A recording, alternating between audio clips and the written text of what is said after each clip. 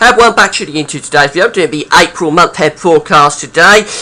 April has proved a real problem to pin down over the last few weeks. I've been looking at it in the various longer range updates of the models, and it's still quite a confused picture really, even now we're into April. We've got some models that are looking quite mild for the month, some models that are looking colder. I've always had a suspicion that this April could be a cooler month compared to the average and compared to what we've experienced so far through 2014, which has been a very warm start to the year. But I'm not particularly sure about that now. I think we could probably be looking at another above average month, though maybe not with quite such a high anomaly as we've seen through January, February and March, which have all been running around 2 degrees above average. Anyway, before I get on with the April forecast, I'll show you the charts in a moment, but I'm going to base the forecast upon. Just want to mention the advertising. There's video ads on my pages at GazWeatherViz.com. If you press play on the video ad, you'll be supporting GazWeatherViz.com. Thanks very much for doing that. Also got the content ads, which are links to articles. If you just click through the link, you'll be able to go and read the article. There's some very interesting articles in there as well. So click through the link, you'll be able to go and read the article at the website wherever the article is. At the same time, GazWeatherViz will get a royalty fee on what you're doing. Thanks so much for doing that. So we're going to start off with the 700 millibar height anomaly chart from the CFS model. And this is the anomaly for April, and what we're seeing for April is that the model is going for a deep trough of low pressure to be sat out in the mid-Atlantic and a ridge of high pressure to be sitting up to the northeast. That's sort of the scenario that we've got right now. Actually, it's drawing up these southerly southeasterly winds and bringing up all of this pollution, Saharan dust out of the continent and North Africa. Between the two, we bring up a southerly to southeasterly flow. I'm not sure that's going to persist through the month, to be honest. I think this trough could become a little bit more influential as the month goes on. But this is the temperature forecast for April, and it's above average, not quite with the same anomaly that we've had through the first half of 2014, through January, February and March. We're not talking about anomalies over 2 degrees above average, but nevertheless around half a degree to 1 degree above average in those orange colours. Solidly a warmer than average month being predicted there for April, as is most of Europe as well. You have to go right down to the southern tip of Portugal to find anything cooler than average, most of Europe having a warmer than average month.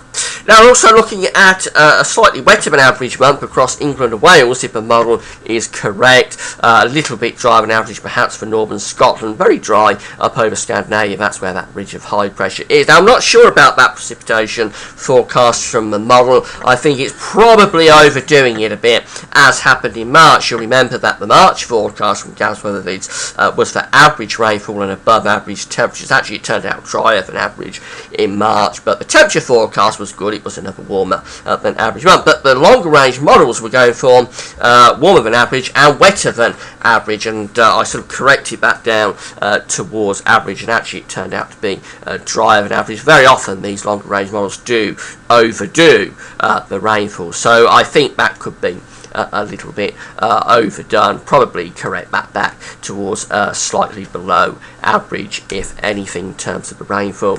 That's the CFS model. This is the Beijing Climate Centre, and what the Beijing Climate Centre is going for as an anomaly through April. This is the anomaly for the 1st to the 30th of April. Some sort of ridge of high pressure to be setting up to the south of Greenland and around Iceland, and a trough of low pressure to be sitting there to the south of the high pressure in the Atlantic and running into Europe. If anything, that's a cooler sort of scenario than that what we've seen from the CFS model. That is, this is one of the models that is going for or hinting at a colder sort of scenario for April. And this is the idea that I sort of have for April, that it would be a cooler month compared to what we've seen so far through 2014, but the CFS model is having none of that at all. So let's have a look at the temperature precipitation, the temperature and precipitation forecast from the Beijing Climate Centre. Temperature first of all, and it's near normal to cooler than average. There's the British Isles just over there,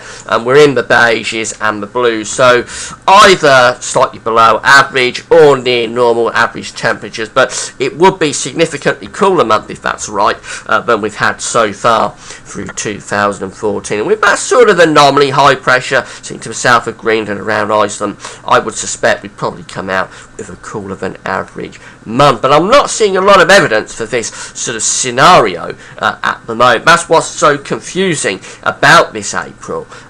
These longer range models are sort of hinting at this scenario of maybe some sort of northern blocking around Greenland, but there's no evidence for it in the generic charts or in some of the longer range modelling such as the CFS. The precipitation forecast for April, it's going for drier than average in the north, where we've got those orange colours, so that's similar to the CFS model.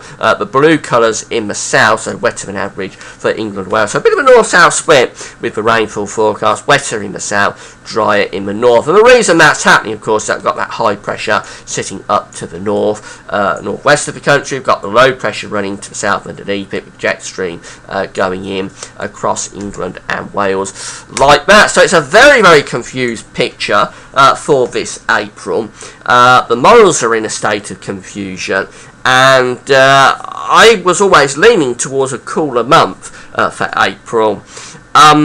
And I would suspect that we'll still come out cooler than we've had so far through 2014. It's quite a very warm start to the month. I've got a suspicion that we won't have an anomaly of around 2 degrees above average. We'll be much closer to average, but I'm still going to go for an above average month. Not as warm as the past 3 months, but even so, coming out probably around half a degree, possibly up to 1 degree above average. So a milder than average April. The run of milder than average months goes on for another month. And in terms of precipitation, I think we're going to come out drier than average again. I think we're going to have a lot of anticyclonic influences. It's just that the high pressure will be sitting in slightly cooler positions than we've been used to so far through 2014. So drier than average, warmer than average is the GavsWeatherVids.com April forecast, but with the caveat that I don't think it's going to come out quite as warm as we've had so far through 2014. Gradually starting to drop those anomalies back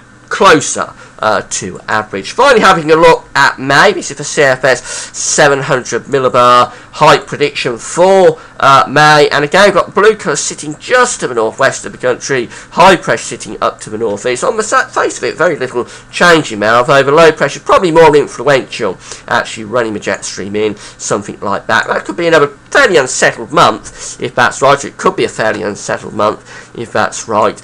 And by May, of course, westerly winds are cooler, so perhaps that month coming out slightly below average or near normal. But we'll worry about May when we get to it. Finally, coming back to the April forecast from GavsWeatherVids.com, we're looking at a slightly above average month in terms of the temperature, slightly warmer than average month, but not the big anomaly that we've had so far through 2014, much closer to what you'd expect in April. And in terms of the precipitation forecast, again, another drier than average month, helping things to dry out from that horribly wet winter. That's it for now. Hope you found the video interesting. We'll see how it goes, and of course we'll evaluate next month.